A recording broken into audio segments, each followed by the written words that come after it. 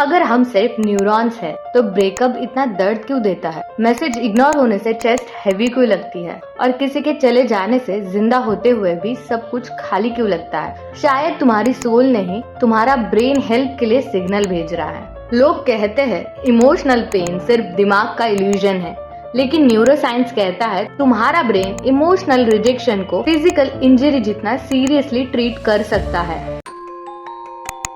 Welcome to mind layers. यहाँ हम psychology को सिंपल, डीप और रियल बनाते हैं। चलिए समझते हैं आज का टॉपिक। हर इंसान के अंदर एक बेसिक साइकोलॉजिकल नीड होती है, बिलोंगिंग की।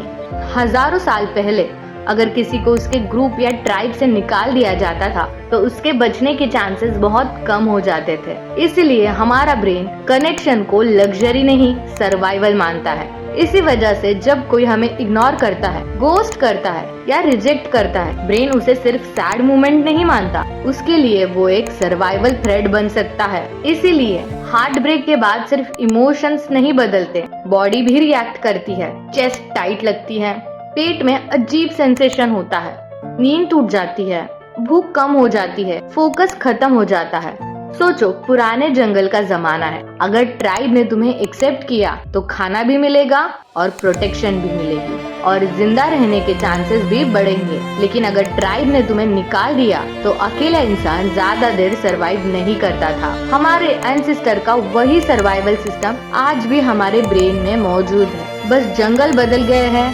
आज ट्राइब की जगह रिलेशनशिप, फैमिली, फ्रेंड्स और सोशल एक्सेप्टेंस ने ले ली है। इसलिए एक सीन या नो रिप्लाई भी कभी कभी हैवी फील होता है। तो टेंशन मत लो, अगर ब्रेकअप हो रहा है या फिर कोई कनेक्शन टूट रहा है तो पेन फील करना जाहिर सी बात है, पर हम इसे कैसे अवॉइड कर सकते हैं? 3 इजी स्टेप्स के साथ। स्टेप नंबर 1, पेन को सप्रेस मत करो, नाम दे दो। Brain loves labelling. खुद से बोलो, मैं रिजेक्ट फील कर रहा हूँ। इससे ब्रेन को क्लियरिटी मिलती है। स्टेप 2, आइसोलेशन मत चूज करो।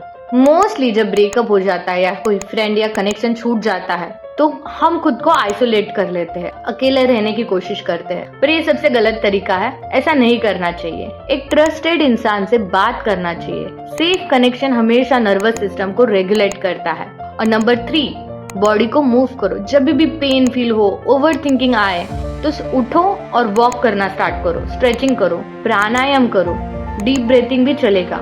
जब बॉडी को सेफ्टी का सिग्नल मिलता है तब ब्रेन धीरे धीरे थ्रेट मोड से बाहर आता है। स्मोक अलार्म और हाउस फायर अलग चीज होती है। कभी कभी अलार्म बहुत जोर से बजता है जबकि घर जल भी नहीं रहा होता।